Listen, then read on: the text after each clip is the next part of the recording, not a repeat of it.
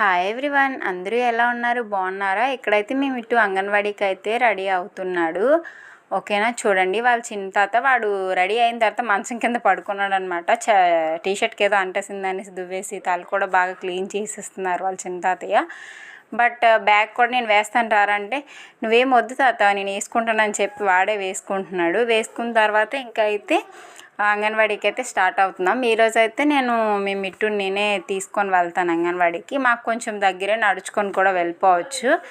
ఇక్కడైతే వాళ్ళ చిన్న తాతయ్యకి అక్కడ ఉంటారు కదా మా వీధిలో, వాళ్ళకైతే బాగా చెప్తాడు.